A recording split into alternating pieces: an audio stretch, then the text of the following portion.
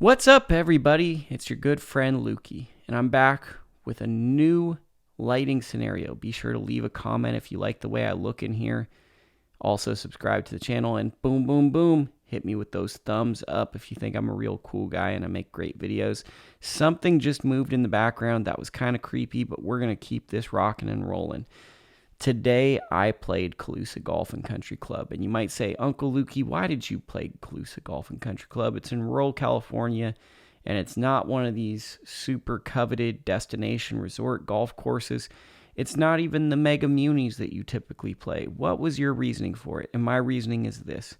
First off, most golf courses matter. I would say every, but there are exceptions where some golf courses are just past the point of return and there's no redeeming qualities, and it's just hard to really document or see the purpose in documenting them.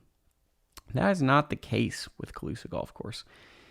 It is in a rural part of California where there's not a lot of stuff. There's not a lot of box stores. There's not a lot of access to a ton of things. And the fact that a golf course exists where members in this community don't have to drive a long ways and it has a grass driving range is pretty darn neat.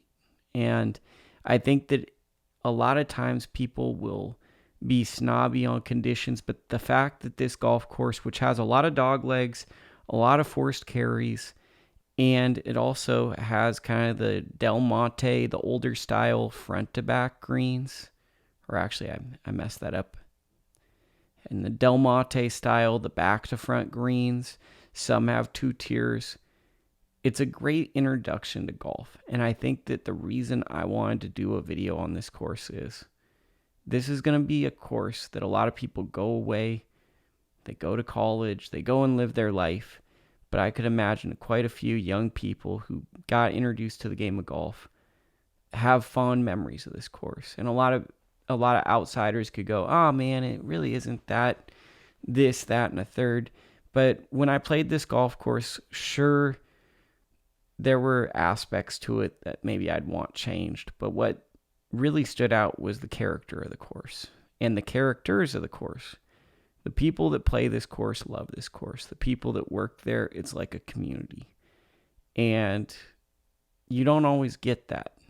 And I think that this is like a treasure for a select few people who want this to be a treasure. It's something that they have and they take pride in. The pace of play is fantastic. It's a fun design. Now, I think that I want to say today I played, they'd just punched the greens, it had recently rained, and it made it hard to putt. Now, this is my 3rd straight round of pretty awful greens I've played on. So I'm kind of used to it, but I don't want you guys to judge this course based on the greens because I actually drive through here from time to time and actually just putt on their putting green because the greens are actually pretty nice. At least the putting greens are. So don't judge it based on that. Obviously, it's not going to compete with like these super sexy golf courses in the world because it's not of that ilk. But it's pretty darn cool for what it is. You got to remember that a lot of people who live in this small area have access to the game of golf, and they have it at a good price. And that's pretty darn cool because that helps the game grow and it helps it be more accessible. Colusa Golf Country Club. It's kind of like meeting someone else's old friend. So that was pretty cool. And if you're a fan of the No Laying Up crew, like how I am, it felt like a course they'd play on Strapped. So I'm not sure many of my followers will go out of their way to play it, but I think it's pretty darn cool. Let's get into the vlog. Colusa Golf and Country Club.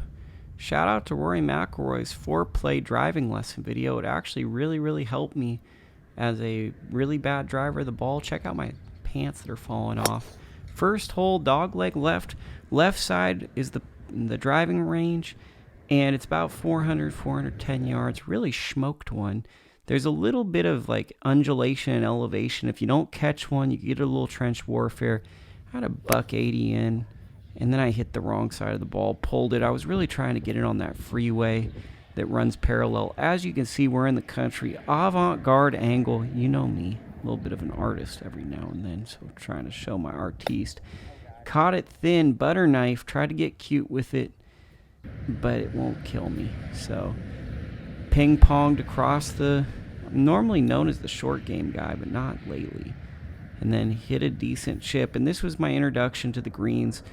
Very, very slow and hard to play on today. That was the pace. So basically it gave up documenting putting, and this became a demonstration of approach shots. Second hole, forced carry about $160, I believe, off memory. And this was an 8-iron, and my 8-iron was working really well. As you can see, if you have trouble getting the ball in the air, it could be rough, but then at the same time, they also have a very front tee, which is actually very nice. So keep that in mind. That was a good chip, up and down. Let go. Third hole, shortish. I want to say about like 340, 350, maybe 330. Dog leg left, par 4. Once again, there's a little bit of a forced carry. You got to get over that. Water. There's also trees that really come into play to protect this hole. The hole is kind of right where my left elbow is. There were some really big trees. Really tried to get that over it, and I did. It was just a bad... I've been struggling with distances because my distances have recently changed, and it's kind of like blowing my mind because that wasn't that. 2-putt got out of there. This is one of the longer holes. As I can see right here, my alignment was just bad on this hole. I was trying to actually... You want to go between those field goals left, and you can have about 50 yards in. It's 380, but it's really about the line you take.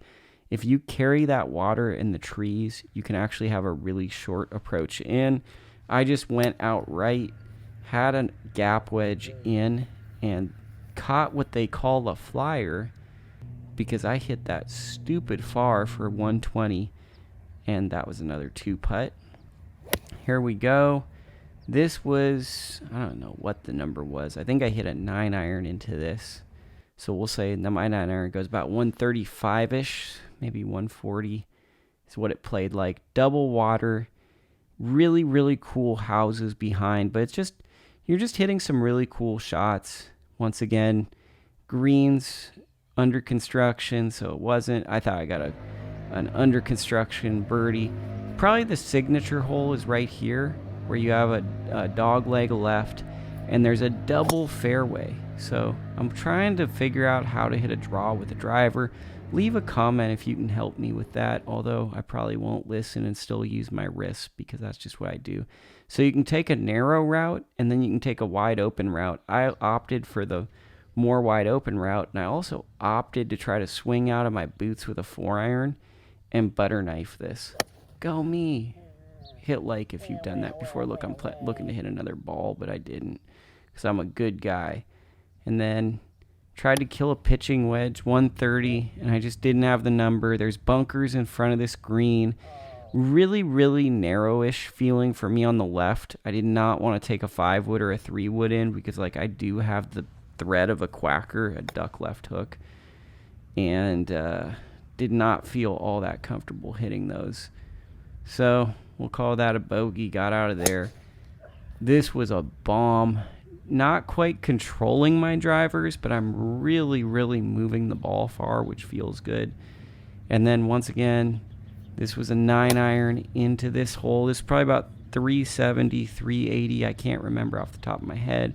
And this was a really, really good approach. There's water a little right of the hole, and I just put that on that back tier. There's a little undulation, and once again, really, really good approach from where I was, and it was just hard to putt on this given day.